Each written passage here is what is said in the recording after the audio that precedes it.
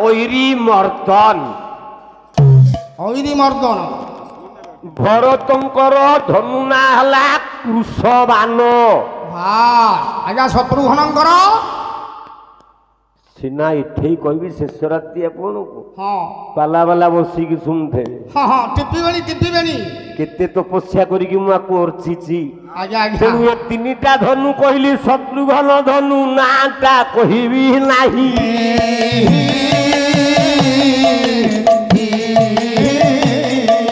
ତାର ଇଚ୍ଛା ବସା ଘରେ ଯେ କହିଲେ ନିଶ୍ଚୟ କହିଦେବି ଭାଇ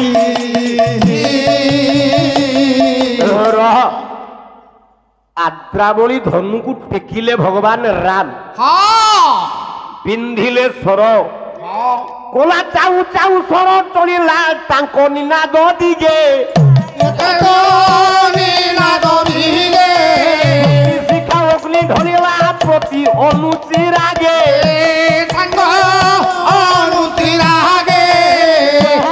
ନାଦ ଧନୁରେ ଧନୁ କୋଲା ଟଙ୍କାର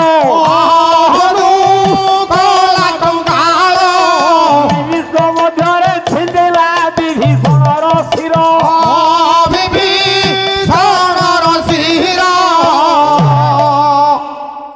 ଦେଖିପାରିଲା କେତେ ଭିତରେ ଅଛି ରାମ ବ୍ରହ୍ମସ୍ୱର ନାଇଲେ ଆଜ୍ଞା ବିଭୀଷଣ ମୁଣ୍ଡଟା ଛିଣ୍ଡିଗଲା ଗଣ୍ଡି ଖଣ୍ଡେ ବାଟରେ ମୁଣ୍ଡ ଖଣ୍ଡେ ବାଟରେ ହାତ ଯୋଡ଼ିକି ଆସିଲା ବିଭୀଷଣର ସ୍ତ୍ରୀ ସୁରମା କହିଲା ପ୍ରଭୁ ଏଡେ ବଡ ଭୁଲଟା କେମିତି ଆପଣ କଲେ ହଁ ପ୍ରଭୁ ମୋ ସ୍ୱାମୀ କି ଆପଣ ଦେଇଛନ୍ତି ଅମର ବର କହିଲା ଚିରକାଳେ ଭାଲେ ରାଜିବ ତୋର ସିନ୍ଦୁର ଗାର ଏହି ଆଶୀର୍ବାଦ ଦେଉଛି ଖେନ ଜନନୀ ମୋର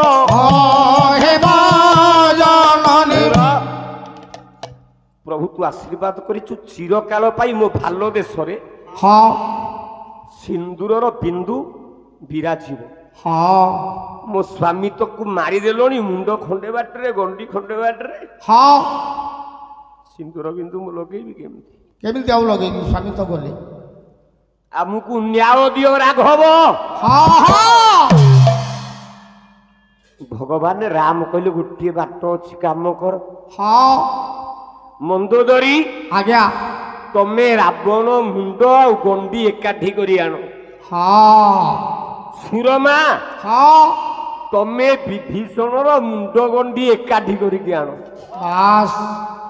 ଆଜିକାଲି ବୈଜ୍ଞାନିକ ମାନେ ଫୁଟାଣି ମାରୁଛନ୍ତି ଆମେ ଜଗା ବଳିଆ ମୁଣ୍ଡକୁ ଅଲଗା କରିଦେଲୁ ଛିଣ୍ଡା ମୁଣ୍ଡକୁ ଲଗେଇକି ତମେ ଜୀବନ ଦେଇପାରିବ ବିଜ୍ଞାନୀ ମାନେ କିନ୍ତୁ ଆମ ପୁରାଣ ବଞ୍ଚେଇଛି ସୁରମା ତୁ ବିଭୀଷଣର ଗଣ୍ଡି ମୁଣ୍ଡ ଦିଟା ଯାକୁ ଆଣେ ଜୀବନ୍ୟାସ ମନ୍ତ୍ର ପଢି ଅମୃତ ସର ମାରି ଅମୃତ ବର୍ଷା କରି ମୁଁ ଏତି ଜଣ ଯାକୁ ବଞ୍ଚେଇ ଦେବି ତାକୁ କିଏ ପାରିବ ଧରି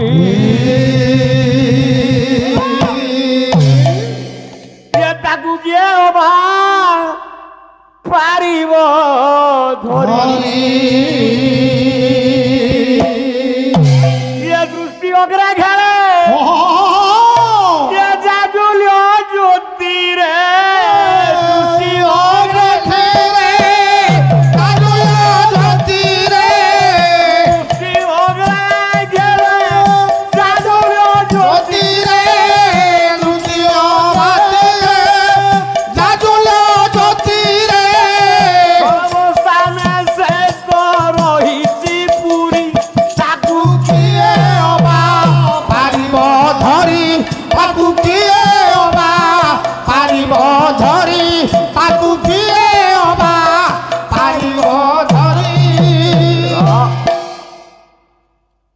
ମାୟା ତ ବିଚିତ୍ର ମୋ ମାୟା ମତେ ଅଗୋଚର ଏଣୁ ମୋ ନାମ ମାୟା ଧର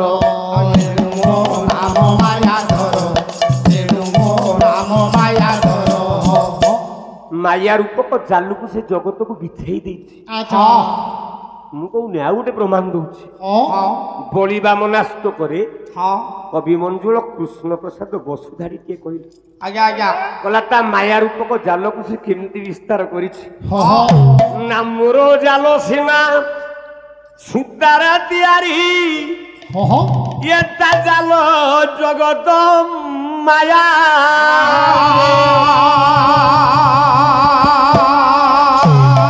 ଇଏ ମୁଁ ଧରଇ ମିନ ସେ ଧରଇ ମନ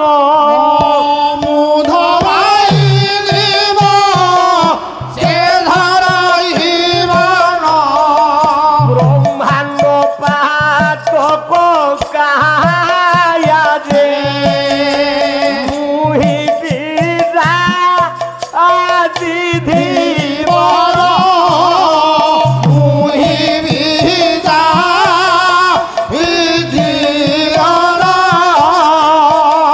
বিশ্বে ন জানে কে সে ধীবর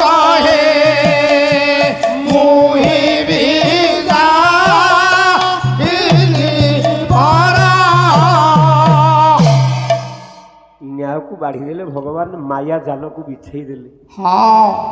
ରାବଣ ଗଲା ଏ ମନ୍ଦୋଦରୀ ଗଲା ତା ସ୍ୱାମୀର ଗଣ୍ଡି ମୁଣ୍ଡ ଆଣିବା ପାଇଁ ବ୍ୟତିକ୍ରମ କରିଦେଲା।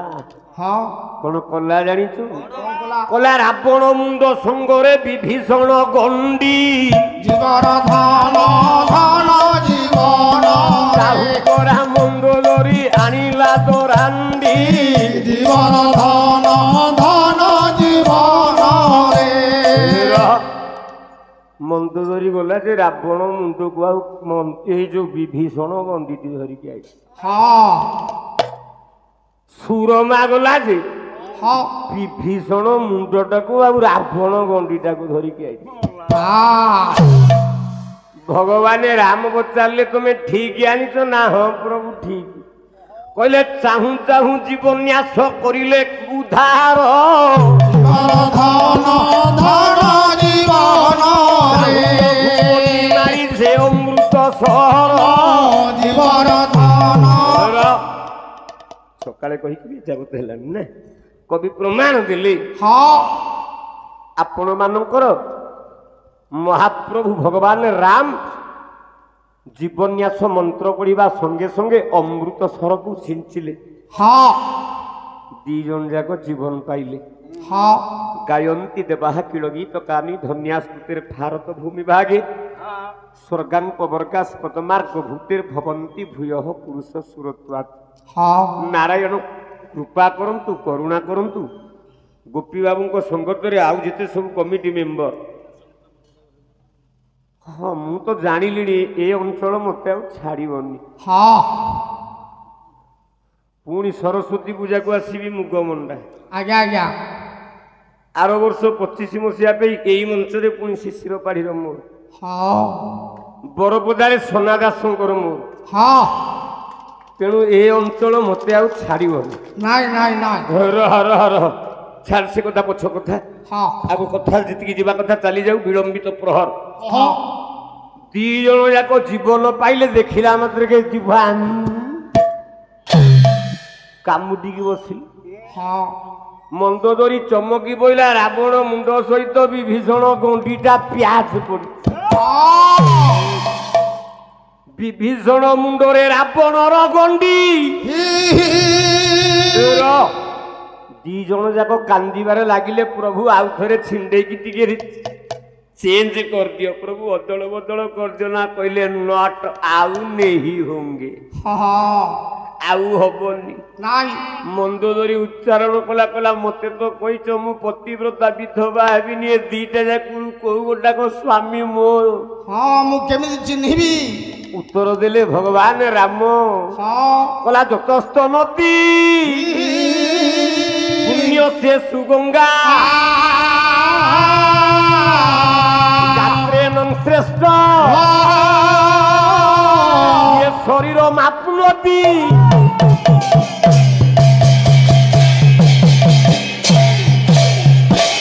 ନଦୀ ଭିତରେ ଯେମିତି ଗଙ୍ଗା ହଉଛି ଶ୍ରେଷ୍ଠ, ଶରୀର ଭିତରେ ଶିରଟି ଗାତ୍ରେଷୁ ଶିର ମାପ୍ନୋତି। ହଁ ହଁ ହଁ ଗାତ୍ର ବୋଲେ ଶରୀର, ଆଜ୍ଞା। ଶରୀର ଭିତରେ ଶିର ହଉଛି ମୁଣ୍ଡଟି ହଉଛି ଶ୍ରେଷ୍ଠ। ହଁ ମୁଣ୍ଡଟା ଯାର ଗଣ୍ଡିଟି ତାର। ହଁ ଗୋଟେ ଆର୍ମି ସୋଲଜର ସୈନିକ ବୋଲେ ମରିଗଲା, ଆଜ୍ଞା ଆଜ୍ଞା ଯେ ପର୍ଯ୍ୟନ୍ତ ତା ମୁହଁ ଦର୍ଶନ ନ କରିଛି ତା ସ୍ତ୍ରୀ ବିଧବା ହଉଛି, ନାଇଁ ନାଇଁ ନାଇଁ ଆଗ ମୁଖ ଦର୍ଶନ କରିବ। ହଁ ତେଣୁ ଯୋଉ ତୋ ସ୍ୱାମୀ ମୁଣ୍ଡ ଯୋଉଥିରେ ଲାଗୁ ସେଇ ଗୋଟାକ ତୋ ସ୍ୱାମୀ। ହଁ ଗଣ୍ଡି ସାଙ୍ଗରେ ରାବଣ ମୁଣ୍ଡଟା ଯୋଡି ହୋଇଲା।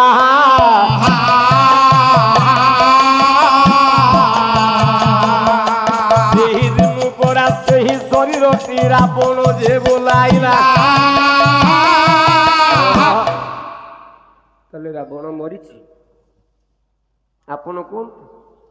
ଏଇଠି କୁଆଡେ ଆଜିକାଲି ଫେକ୍ ନ୍ୟୁଜ୍ କି କଣ ମୁଁ ଜାଣିନି, ହଁ ୟୁଟ୍ୟୁବ ଫେସବୁକରେ ବାହାରୁଛି ହଁ ଆମ ନବୀନ ଆଉ ଥରେ ମୁଖ୍ୟମନ୍ତ୍ରୀ ହବ। ନା କେମିତି? ନା ସେ ପୁଣି ଏମିତି ରାମ ଭଳିଆ ପିଆଜ ପକେଇଦବ ହଁ ନା କେମିତି?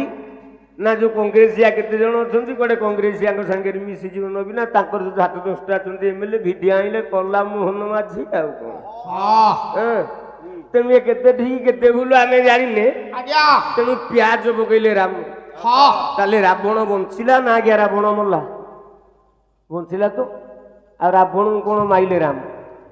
ପାଠ ଘରକୁ ତମେ ଯାଇନ, ଖାଲି ଗୋଡ଼ ହାତ ବାଡେଇ ଗୁଡା ଇଏ ହଉଛ, ତମର ଧାରା କିଛି ନାହିଁ, ପାଠ କିଛି ନାହିଁ। ଏ ଅଞ୍ଚଳକୁ ଆସିବାକୁ ହେଲେ ଆଗ ପେଟରେ କିଛି ଅର୍ଜନ କର, ତାପରେ ଗର୍ଜନ କରିବ। ହଁ ହଁ ସିଏ ମାର୍ଜନୀୟ, ତୁ ବୁଝିପାରିବୁନି। ନଈକ ବାଙ୍କେ ଦେଶକେ ଫାଙ୍କେ କୋଉଠି କଣ କୁହନ୍ତି ସେଗୁଡା କିଛି କହିବାର ନାହିଁ। ତାହେଲେ ହେ ସଜ୍ଜନ ବର୍ଗେ, ତାହେଲେ ତ ରାବଣ ବଞ୍ଚିଛି, ତମେ ମାରିଦେଲ କେମିତି ରାବଣକୁ? କିନ୍ତୁ ଜି ଥାଉ ଥାଉ ରାମ ଗୋଟିଏ ବ୍ରାହ୍ମଣକୁ ମାରିଦେଇଛି। ରାମ ଜଣେ ବ୍ରାହ୍ମଣକୁ ମାରିଛି। ସେ ବ୍ରାହ୍ମଣଟା କିଏ? କିଏ କିଏ? ଆପଣଙ୍କ ଓଡ଼ିଶାର ପୂର୍ବତନ ମୁଖ୍ୟମନ୍ତ୍ରୀ ଆଜ୍ଞା ରାମେଶ୍ୱରର ଗୋକୁଳ ମାଷ୍ଟଙ୍କ ପୁଅ ହଁ ଜାନକୀ ବଲ୍ଲଭ ପଟ୍ଟନାୟକ। ଆଜ୍ଞା ଆଜ୍ଞା ତାଙ୍କ ବାପା ହେଲେ ଗୋକୁଳାନନ୍ଦ ପଟ୍ଟନାୟକ। ରଘୁନାଥ ସେବା କରି କରି ଗୋକୁଳ ମାଷ୍ଟର ସ୍ତ୍ରୀ ପିଲାଟିଏ ପାଇଲା। ଆଜ୍ଞା ଏ ପିଲାଟାକୁ ଯେମିତି ଦେଖିଲେ ଗାଁ ବାଲା କହିଲେ ଏଇଟା ମାଇଚିଆଟା ହବ। କିଏ ଜାଣିଛି ଏଇ ମାଇଚିଆଟା ଓଡ଼ିଶାକୁ 15 ବର୍ଷ ଶାସନ କରିବ ବୋଲି। ଆଜ୍ଞା ସାରେ ବାପା ଗୋକୁଳ ମାଷ୍ଟେ ପୁଅ ନାଁରେ ରାମଙ୍କ ଚରିତ୍ରଟିଏ ଲେଖିଲେ, ନାଁଟି ଦେଲେ ଜାନକୀ ବଲ୍ଲଭ ବିଳାସ। ପତି ଭାଇନା ଟିକେ ମନ ଦେଇକି ଶୁଣ। କଣ କହିଲେ? କହିଲା ରେଣୁକା ତନୁଜ ଇଏ ରାମ ଅନୁଜ କୁରେ ରାମ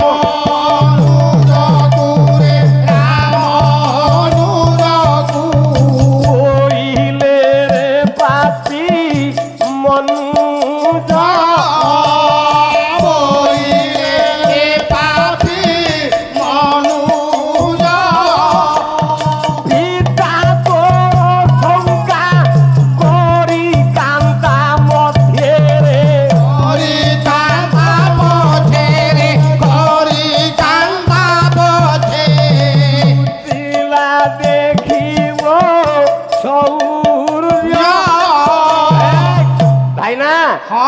ମୋ ପ୍ରାଣ ତୁରେ ମୋର ବାଳ ତୁରେ ମୋର ବାଳ ତୁ ଲାଉଛୁ ବୀର ସେ ଖର ମୋର ବାଳ ତୁରେ ମୋର ବାଳ ତୁ ଲାଉଛୁ ବୀର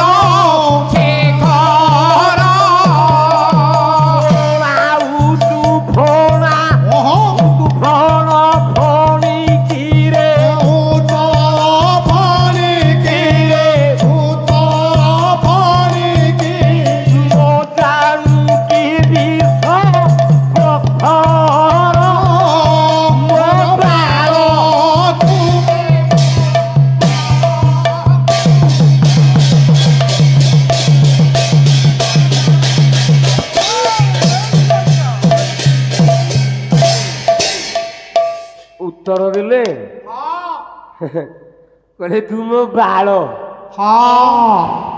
ଆପଣ କହିବେ ଅପଭ୍ରଂଶ ଭାଷାଟା କିନ୍ତୁ ହୁତା କହୁଛି ନାଇଁ ନାଇଁ ଏ ବାଳର ଅନ୍ୟ ନାମ ହଉଛି ପୁଅ ହଁ ରେଣୁକା ତନୁଜ। ହଁ ଯୋଉଦିନ ରାଜା ଦଶରଥ ରାମଙ୍କ ସାଙ୍ଗରେ ସୀତା, ହଁ ଭରତଙ୍କ ସାଙ୍ଗରେ ମାଣ୍ଡବୀ, ଆଜ୍ଞା ଲକ୍ଷ୍ମଣଙ୍କ ସହିତ ଉର୍ମିଳା, ହଁ ଶତ୍ରୁଘ୍ନଙ୍କ ସହିତ ସୁତକୀର୍ତ୍ତିକି ହଁ ହଁ ବିବାହ ଦେଇ ସେଇ ବାଟ ଦେଇ ଗଲା। ହଁ ହଁ ହଁ ହଁ ସବୁ ଦେବତା ମାନେ ରାମଙ୍କୁ ଜୟ ଜୟକାର କରୁଥାନ୍ତି, ଦେବତା ମାନେ ପୁଷ୍ପ ବୃଷ୍ଟି କରୁଥାନ୍ତି। ସ୍ୱର୍ଗରୁ ପୁଷ୍ପବୃଷ୍ଟି କରନ୍ତି। କାହିଁକି ହଁ ନା ସମସ୍ତେ ଜାଣିଛନ୍ତି ଇଏ ହେଉଛନ୍ତି ଆମର ସର୍ବଶ୍ରେଷ୍ଠ ନେତା, ବ୍ରହ୍ମାଣ୍ଡ ନାୟକ। ହଁ ତେଣୁ ଆଉ ଯେତେ ବିରୋଧ କଲେ ବି ବା ଯିଏ ଯେତେ ତା ସମଗୋଷ୍ଠୀ ହେଲେ ବି, ଆଜ୍ଞା ଆଜ୍ଞା ଆଜ୍ଞା ମନେକର ମୁଁ ଜଣେ ଗାୟକ, ହଁ ଏଠି ବସିକି ଆଉ ଜଣେ ଗାୟକ ପାଳି କଲା, ସିଏ କଣ ଗାୟକ ସେଠି ହବ? ନାଇଁ ନାଇଁ ନାଇଁ ନାଇଁ ସିଏ ମୋ ପାଳିଆ ହବ ନା, ହଁ ହଁ ସେ ଗାୟକ ହେଇପାରିବନି। ନାଇଁ ସାରେ ଠିକ ସେମିତି ରାମଟି ଯାହା ଆମ ନବୀନାଟି ସେ ହଁ ମୁଁ ପ୍ରମାଣ ଦେବି ନା, ପ୍ରମାଣ ନଦେଲେ କଣ? ହଁ ଆଚ୍ଛା ନବୀନ ପଟ୍ଟନାୟକ ବାପା ହେଲା କି ବିଜୁ ପଟ୍ଟନାୟକ, ହଁ ପୂର୍ବତନ ମୁଖ୍ୟମନ୍ତ୍ରୀ। ହଁ ଆଚ୍ଛା ମୁଖ୍ୟମନ୍ତ୍ରୀର ପୁଅ ହେଲା ମୁଖ୍ୟମନ୍ତ୍ରୀ ଆଜ୍ଞା ନା ନାଇଁ ଆଜ୍ଞା? ଯଦି ମୁଖ୍ୟମନ୍ତ୍ରୀର ପୁଅ ମୁଖ୍ୟମନ୍ତ୍ରୀ ହେବା କଥା, ଆଜ୍ଞା ତାହେଲେ ଏ ନନ୍ଦିନୀ ଶତପଥୀ ପୁଅ ତଥାଗତି ଶଙ୍ଖକୁ ଧରି ଫୁଙ୍କିଲା।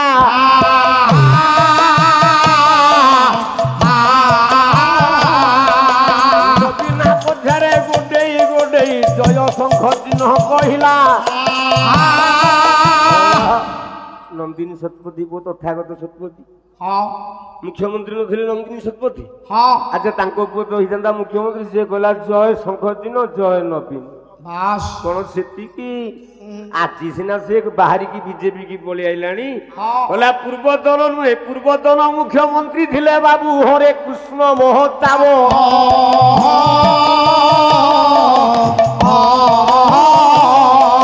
ତାଙ୍କ ପୁଅ ଭର୍ତ୍ତୁ ହରି ଫୁଙ୍କେ ଶଙ୍ଖ ଜୟ ନବୀନ ଆସବ।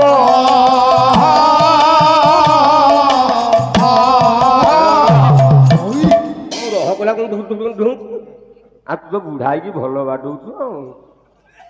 ଲଙ୍କା ଶୁଖିଲେ କଣ ରାଗ କମିବ? ନାଇଁ ତୋ ରାଗଟା ଟିକେ ଟା